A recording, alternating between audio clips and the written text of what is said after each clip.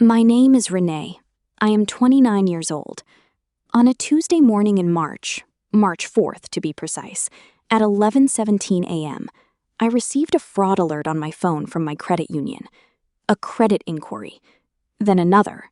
Then a third 4 minutes later. I was sitting at my desk at work, eating a sad granola bar over a keyboard, and I remember the way the phone buzzed 3 times in my palm, like a small animal trying to warn me. I called the number on the back of my card. I said, "I think someone is trying to open credit in my name." The representative paused. She said, "Ma'am, it's not a credit card. There is an active auto loan application in progress. The dealership submitted it 9 minutes ago. The vehicle is a 2024 GMC Sierra Denali Ultimate. The listed purchase price is $71,400. I said, "I'm sorry, a truck?" She said, "Yes, and it appears the application is moving forward." I sat very still. I did not scream. I did not cry. I did not throw the phone across the room, though I thought about it. I sat very still, and I asked her one question. "What name is listed as the co-applicant?" There was a pause. She said the name. My father's name. What my father did not know, what he could not have known because I had told no one, was that 6 weeks before that Tuesday, I had placed a security freeze on my credit file with all 3 bureaus, a freeze I'd lifted temporarily for exactly 72 hours to process my own apartment rental application, a window I had not yet reclosed. What he also did not know was that I had been documenting him for 14 months. Before I go any further, if this story has already landed somewhere uncomfortable in your chest, somewhere familiar, please hit that like button and subscribe. I put out stories like this every week, and I want you there for every one of them. And do me a favor, drop your city and your local time in the comments right now. I read every single one. I love knowing where in the world you're listening from, what corner of this earth someone is sitting in, hearing this, maybe nodding their head. Team Renee, drop it below if you're already with me. Now, let me take you back to where this actually started. Back to a girl who trusted her father more than she trusted herself and spent years paying for it. I'm Renee. This is the story of how my own father used my name, my social security number, my 9 years of carefully built credit history to try to drive off a dealership lot in a $71,000 truck, and how the only reason he didn't succeed is because I'd been quietly, methodically building the case against him for over a year before he ever walked through those glass doors. Let me take you back. Back 4 years. Back to the version of me who would have done almost anything to keep the peace. I grew up in a house where my father's comfort was the organizing principle of everything. Not love, comfort. His comfort. The temperature of the house, the timing of dinner, the volume of the television, the emotional weather of every single room we moved through, all of it calibrated to him. My mother passed when I was 11. Ovarian cancer. Diagnosed in January, gone by August. 7 months from the first doctor's appointment to the funeral. I remember thinking, even at 11, that she had left too fast, like she'd been in a hurry to get somewhere peaceful. After she was gone, it was just me and my father and my older brother, Darnell.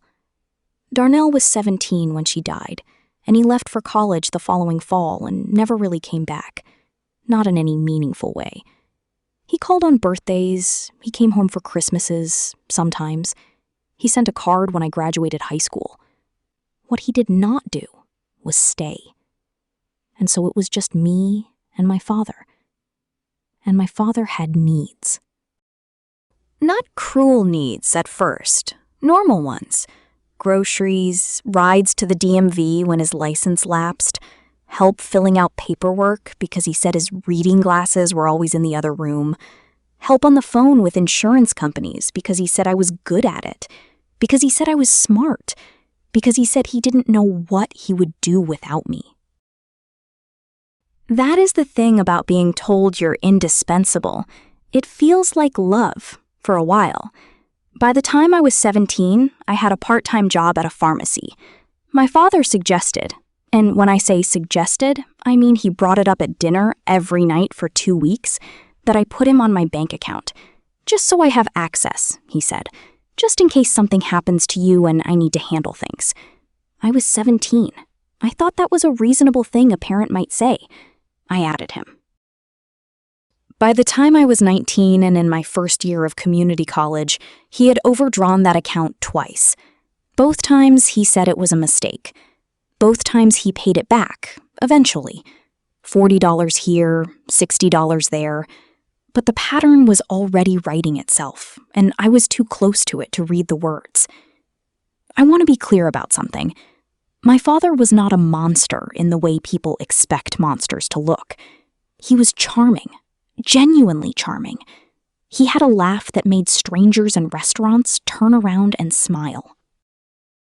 He remembered the names of every one of my friends, asked after them, told them their hair looked nice. People adored him. Our neighbors, our church, the guys at the barber shop, everyone thought he was a good man, a hard-working man, a man who'd raised his daughter alone after losing his wife. That image was the thing he protected most carefully. And I, without fully understanding it, was the person who maintained that image for him. When I graduated community college and transferred to a 4-year university, the first in my family to do so, my father threw a party. He invited 40 people. He bought a cake. He stood up in front of everyone with a cup of sweet tea and said that his daughter was going to do what none of them ever had, that she was going to change the family's name, that he couldn't be prouder. I remember standing there in a yellow dress, smiling, thinking, this is real. This is real this time. 2 weeks later, he asked me to co-sign a personal loan. $8,000 for a truck repair, he said. His truck, a 2016 Silverado, had needed transmission work for months, and the mechanic had finally given him a number. He couldn't qualify on his own because of some old stuff on his credit, he said. He'd pay it back. He'd make every payment. He just needed my name on the application. I said yes. Of course I said yes. He just told 40 people I was changing the family name. The loan was approved. He made 4 payments. Then he stopped. When I discovered the delinquency 6 months later, because the lender called my number, not his, I confronted him. He cried, actual tears. He said he'd lost hours at work, that things were tight, that he was ashamed. He promised to get caught up. He was so ashamed, Renee. He couldn't stand that I knew. He would fix it. He swore on my mother's name. I believed him. I caught up the payments myself and kept the account current. The truck he'd repaired with that loan, he sold it 11 months later and pocketed the money. There was a period, I was 20, 21, when I believed the problem was the economy, that things were objectively difficult, that my father was a man doing his best under genuinely hard circumstances. I wanted that to be true. I worked very hard to believe it. He had a steady job through most of my college years. He drove a fuel truck for a regional distributor. The pay was decent, the route was consistent, and he had been doing it long enough that his seniority gave him weekends mostly free. There was money. There was simply no evidence that there wasn't money, except for the asking. He asked me regularly for small amounts, 50 here, 100 there, sometimes 200, just until Friday. Sometimes it came back. Often it did not. When it didn't, he had a reason. Things came up. The alternator, the water bill. He didn't like to say it, but work had been slow. Work was never actually slow. I confirmed this later when I pulled his financial records during the legal process and saw 2.5 years of direct deposits that were entirely consistent, between $41,000 and $44,000 a year. Steady, reliable. The money was there. He simply preferred that mine also be available to him. By the time I was 22, I had developed a habit I didn't yet have a name for. When he called, I would look at my bank account balance first before answering, so I would know how much I could say I didn't have. That is a thing I am not proud of. Not because I was deceiving him. I was protecting myself, and I know that now. But because of how practiced it had become, how automatic. I had built an entire internal accounting system around managing his access to my resources, and I had done it so gradually that I didn't notice it had become infrastructure. That is what a long, slow manipulation does. It doesn't arrive, it accumulates. In December of my junior year, 3 days before Christmas, he called me at 11 at night. I was in my dorm room. He said the electric company was going to cut service on the 26th if he didn't pay a balance of $340 by then. He said he was embarrassed to ask. He said he was so embarrassed. He said he didn't want my Christmas to be ruined knowing the house was dark. I transferred him $340 at 11:23 p.m. He sent a voice note the next morning that said, "Thank you, baby. You always come through."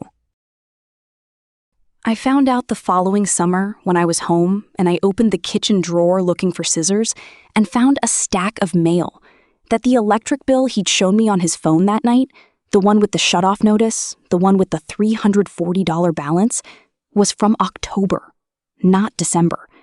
The bill had been paid weeks before he called me. I stood in the kitchen with that envelope in my hand for a long time. I put it back. I didn't confront him. I didn't know yet what I was building.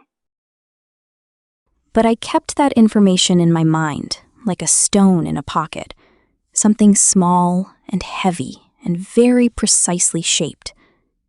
I graduated with a degree in accounting in May of the year I turned 25. I had a job lined up, a real one, staff accountant at a logistics firm, $58,000 a year, benefits, a 401k with a 3% match. I had a $4,200 security deposit saved. I had found an apartment. When I told him I was moving out, he looked at me the way a person looks when you've taken something from them that they thought was theirs. He did not yell. He said very quietly, "I hope you know what you're leaving behind." I was not sure what that meant. I told myself it meant he was going to miss me. I told myself a lot of things in those days that were easier than the truth. I moved in August.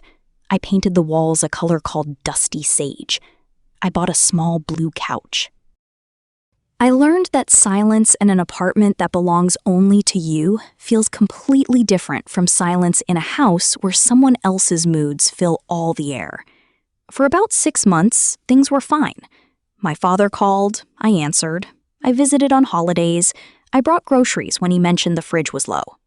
Normal, manageable. I told myself the worst was behind us.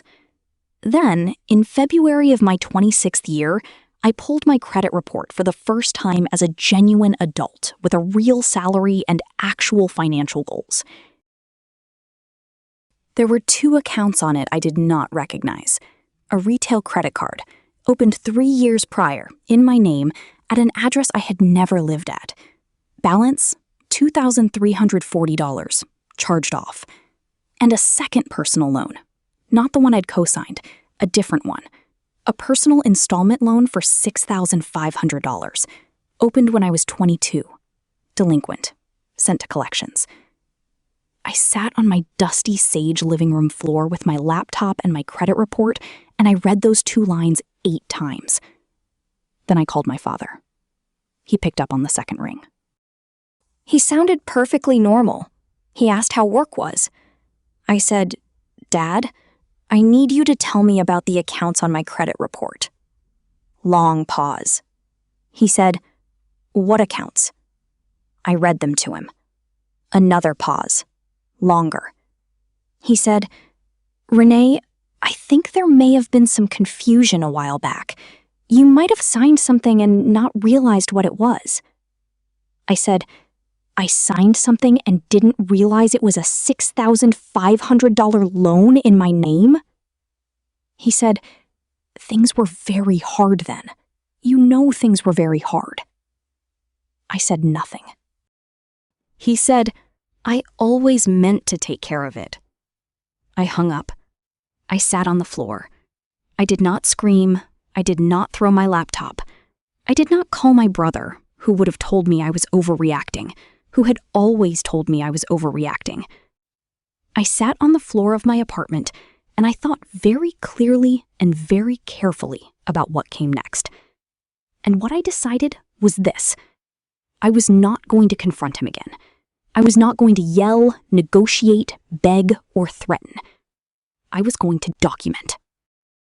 I was going to build a file so complete, so precise, so undeniable, that when the time came, and I believed the time would come, there would be no version of events in which he could claim confusion. That night, I opened a folder on my laptop. I titled it simply, Receipts. Over the next 14 months, I built that folder like I was preparing a case. Because I was. Let me be specific about what that looked like, because I think the specificity matters. I think when people hear I documented everything, they picture a few notes in a journal. That is not what this was. I ordered all 3 credit reports and printed them. I circled every account I had not personally opened. I cross-referenced dates, addresses, and account numbers. I found a total of 4 fraudulent accounts, spanning 6 years, totaling just over $17,800 in debt that had been opened, run up, and abandoned in my name. I contacted each lender individually. I submitted fraud affidavits, notarized, because I didn't want a single document in that file that could be questioned on a technicality. I requested, in writing, the original applications for each account. 2 lenders sent them. My father's handwriting. His phone number listed as the contact. My social security number in the applicant field. I took those documents to a FedEx store and had them color-copied and certified. 1 set for the folder. 1 set in a fireproof box I bought at Target on a Thursday evening and hid in my closet behind winter coats. I created a timeline document, a simple spreadsheet, dates in the left column, events in the right, that tracked every suspicious financial incident I could recall or confirm, going back to when I was 17. The joint bank account, the overdrafts, the co-signed loan, the missed payments, the sold truck, the fraudulent retail card, the fraudulent installment loan, every date I could pin down, every dollar amount I could verify. When I did not have documentation of a specific event, I noted it as unverified, personal recollection only, and did not include it in the formal file. I only included what I could prove. That distinction mattered to me. I was not trying to build a story, I was trying to build a record. I also began keeping what I privately called the call log. Every phone call with my father, from that day forward, I logged. Date, time, duration, and a brief summary of topics discussed. Nothing recorded. I checked the laws in my state and the complexity wasn't worth it. Just my own contemporaneous notes, consistent and dated, which Patricia later told me would be considered credible evidence of pattern and intent. 12 of those logged calls involved him asking me for money. 3 involved him mentioning credit. 1 in particular, a call from October 8th, 14 minutes long, involved him asking whether my credit score was still good and whether I thought about buying a house so the family could have something. I noted the phrasing exactly as he said it, so the family could have something. Patricia underlined it twice when she read the log. I placed a security freeze on my credit with Equifax, TransUnion, and Experian. I documented the confirmation numbers, I documented the dates, I kept the emails. I also went to see a woman named Patricia, a consumer rights attorney whose office was 12 minutes from my apartment. She had a plant that needed watering badly, and a yellow legal pad she filled with notes while I talked for 45 minutes. At the end, she looked at me over her reading glasses and said, "You have enough for a police report, possibly more, but let's make sure the next time he tries something, we catch him in the act." She used the phrase, "if he tries again." I corrected her. "When," I said. "When he tries again." She didn't argue. I maintained a surface-level relationship with my father throughout all of this. Calls on Sundays, A visit on his birthday in October. Thanksgiving at his house, where I ate his cornbread dressing and admired the truck he'd apparently acquired. A newer one, I noticed. Nicer than anything he should have been able to afford. I asked him about it, casually. He said a friend had let him borrow it. He said this in the way a person says a thing they've practiced. I noted it in the folder. Date, description. The truck's license plate, which I memorized in the driveway and wrote down in the car before I pulled away. In January 19th, my father called and mentioned, very casually, that he'd been thinking about getting a new vehicle. His current situation wasn't ideal, he said. He needed something dependable. He'd been looking at trucks. I said, "Oh yeah? What kind?" He said, "The new GMC Denali is really something. You seen it?" I said, "I haven't." He said, "Might be worth looking at." That was all. Just a mention. But I got off the phone and I sat with it, because my father did not make casual conversation about things he wasn't already planning. He was not that kind of man. He was the kind of man who researched his exits before he started arguments. He thought several moves ahead. I called Patricia the next morning. I told her about the conversation. She said, "Keep the freeze active. Don't lift it for anything until we talk first." I said, "Understood." What I could not have predicted was the apartment. In mid-February, February 14th, ironically, I found an apartment I wanted to rent. A better one floor up, in a building with a rooftop and in-unit laundry. The rent was $1,410 a month, manageable on my salary, and the landlord needed to run my credit. A standard hard inquiry poll. I called Patricia. She said I could lift the freeze for 72 hours, complete the rental application, and reinstate it immediately after. I lifted the freeze on February 14th at 2 p.m. I submitted my rental application at 2:18 p.m. I was approved by 4:45 p.m. I was so pleased that I forgot, for a handful of hours, just a handful, to go back and reinstate the freeze. I reinstated it the following morning at 9:03 a.m., February 15th. I have the confirmation email. That 13-hour window was all he needed. On March 4th, at 11:17 a.m., my phone buzzed 3 times. I already told you what happened next. The fraud alert, the credit union representative. The GMC Sierra Denali Ultimate, $71,400.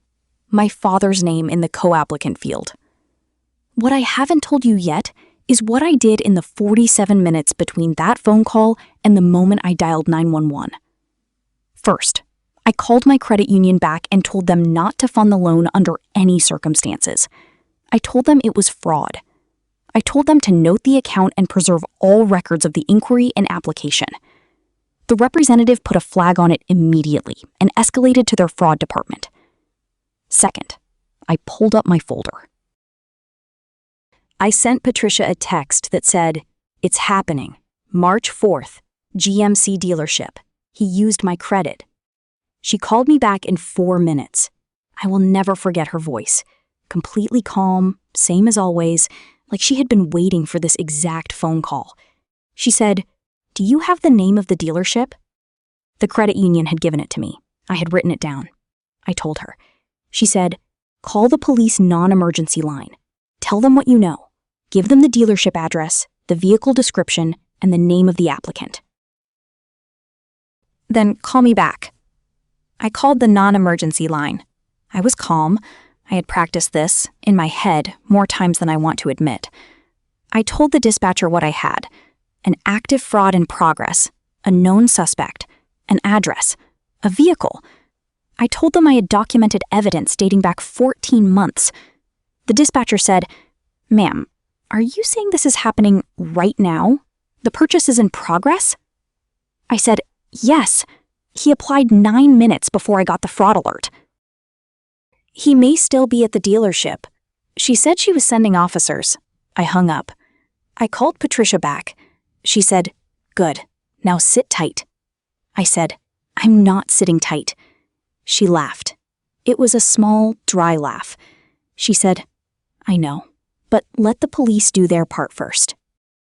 What I learned later, from the police report, from the detective who became my primary contact, from a very rattled dealership finance manager named Kevin, who called me personally 3 weeks after everything happened, is that my father had been at that dealership since 9:45 a.m. He had test-driven the truck, he had sat in the leather seats, he had nodded at the heated steering wheel, the panoramic moonroof, the 6.2-liter V8 engine. He had told the salesperson, a 23-year-old named Marcus, who also called me later, briefly, to say he was so sorry, that his daughter had great credit and had agreed to co-sign. He had filled out the paperwork with my social security number, my date of birth, my employment history, accurate because he had access to it, because I had trusted him. He had forged my signature on the co-applicant line. He had been in the finance office discussing extended warranties when the credit union froze the application and flagged it for fraud. Kevin, the finance manager, said the application had come back with a fraud alert code he had never seen before in 9 years of dealership financing. He said he asked my father to wait in the lobby for a moment. He said my father sat down in one of the lobby chairs and picked up a copy of a car magazine and did not appear particularly concerned. Kevin said the officers arrived 11 minutes later. 2 of them, in uniform. He said they spoke to the front desk person briefly and then walked through the showroom floor, past the display models, past the financing posters, past the complimentary coffee station, toward the lobby seating area. He said my father looked up from the magazine, saw the officers, and put it down very slowly. He said my father did not run. He said my father did not yell. He said, my father, in fact, smiled, the same charming, easy smile I had grown up watching disarm every person who ever had a question about him, and said, "Officers, I think there's been some confusion." There was no confusion. The officers asked for his ID. He provided it. They asked if he had a daughter named Renee. He said yes. They asked if she had consented to being listed as a co-applicant on a $71,400 vehicle purchase. He said, of course she had. He said she just didn't always remember things she agreed to. He said she got overwhelmed. They asked him to come with them. He did. I did not go to the dealership that day. Patricia advised against it. She said it was better that my involvement be entirely through proper channels, the police report, the fraud affidavits, the documentation I had already compiled. She said showing up would give him an audience, and he would perform for it. She knew him too, in a way. She had been building the portrait of him in her legal pad for 14 months.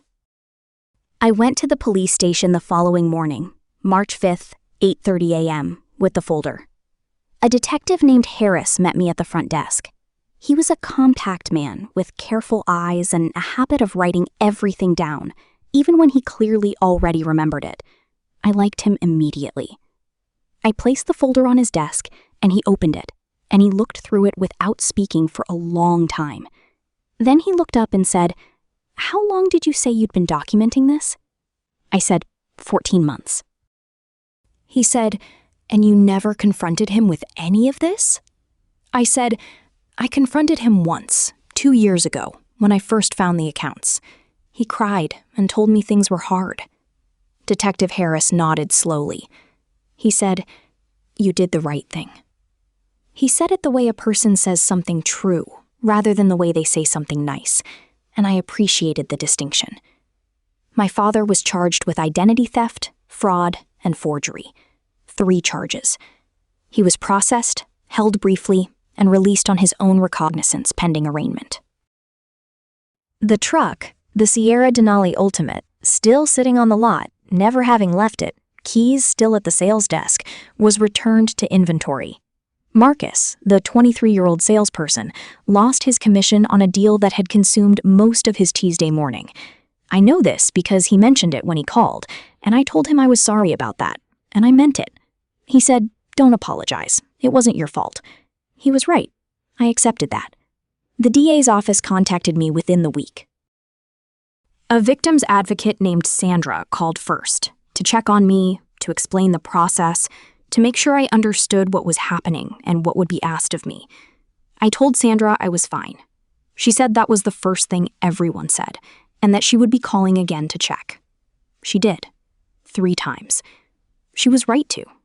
Because here is the thing no one tells you about the moment the system starts moving. It does not feel like winning. Not yet.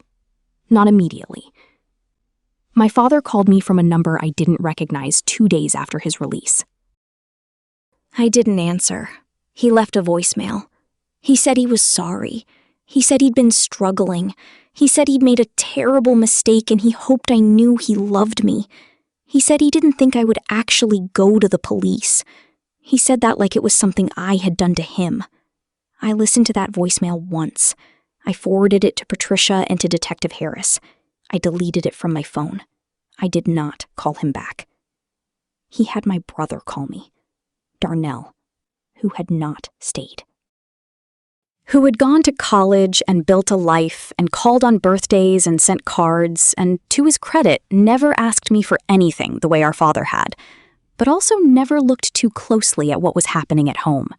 Never asked how I was managing, never offered to help, just stayed at a comfortable distance and told himself that no news was good news, because no news made his life easier.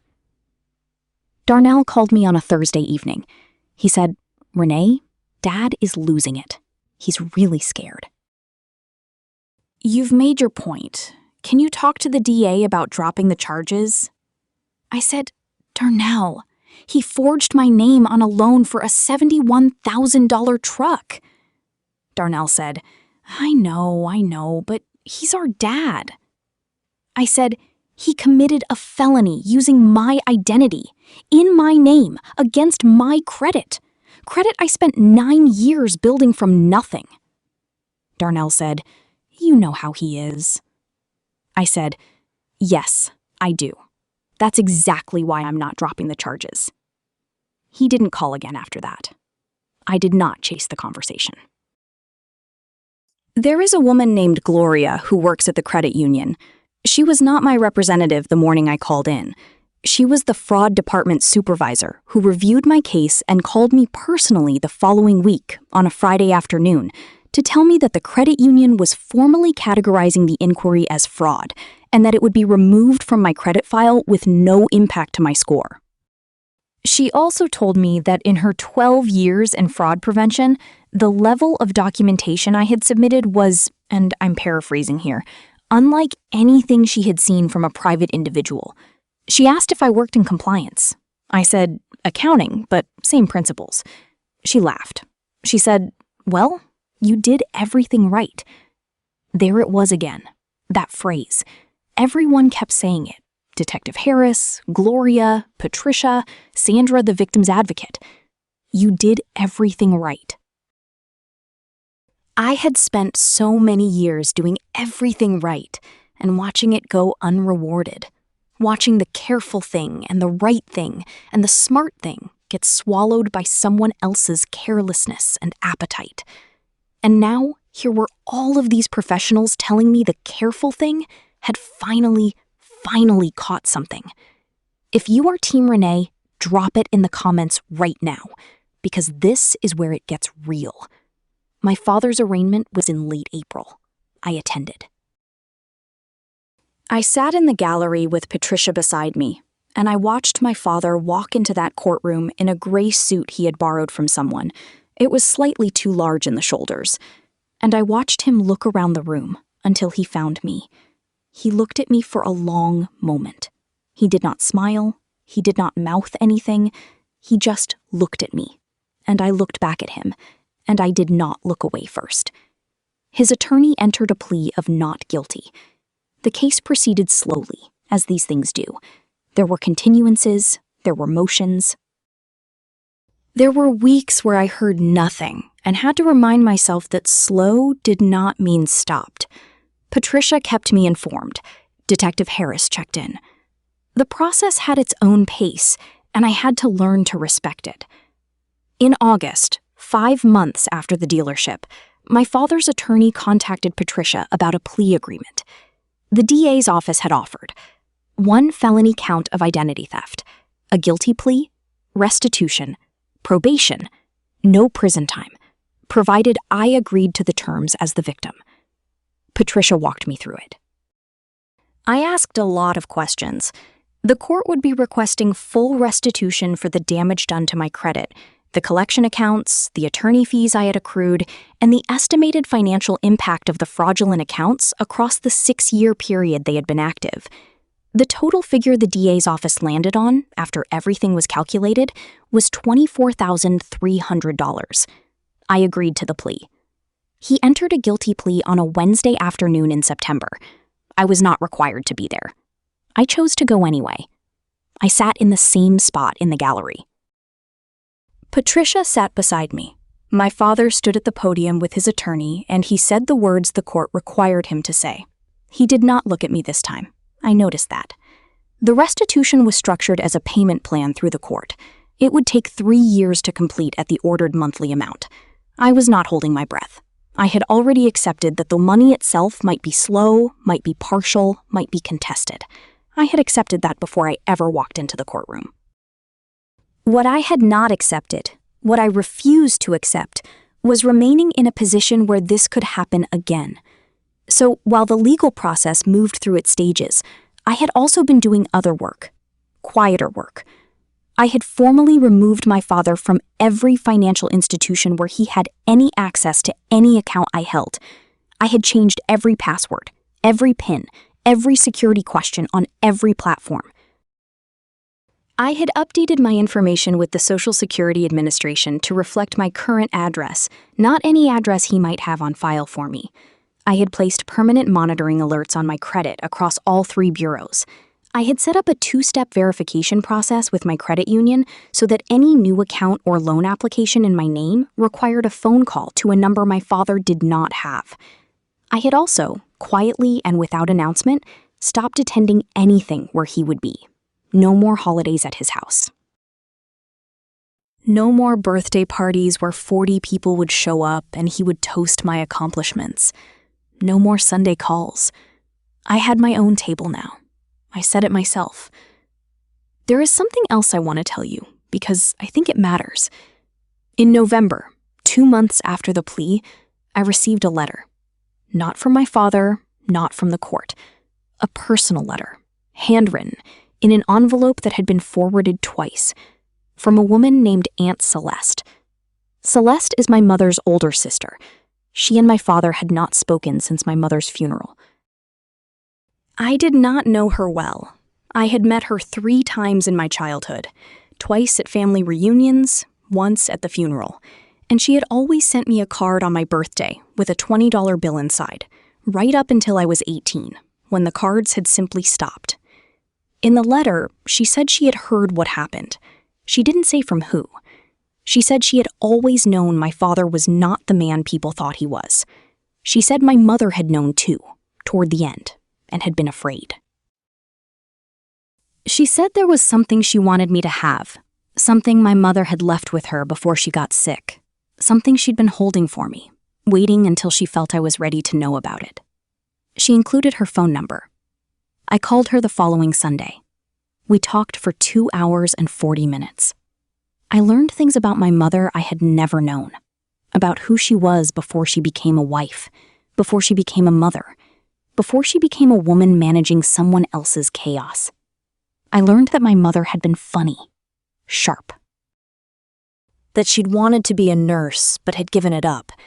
That she had, in the last year of her life, quietly set up a small savings account in my name alone, not joint, not accessible to anyone else, with $8,000 in it, and had left it with Celeste with instructions to give it to me when Celeste thought I was old enough to need it, and to keep it from my father at all costs. Celeste said she had watched, from a distance, for 18 years, waiting for the right moment. She said the day she heard I'd gone to the police, she knew.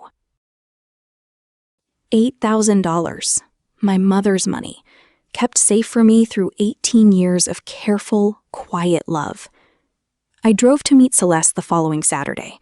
She lives 90 minutes away, in a blue house with window boxes and a dog named Franklin. She made coffee, and we sat at her kitchen table, and she slid an envelope across to me. Inside was the account information, and a note in my mother's handwriting, her real handwriting, which I had almost forgotten. It said, "For my Renee, for when she needs a start that's really hers." I held that note for a long time. My mother's handwriting. I had almost nothing left of it.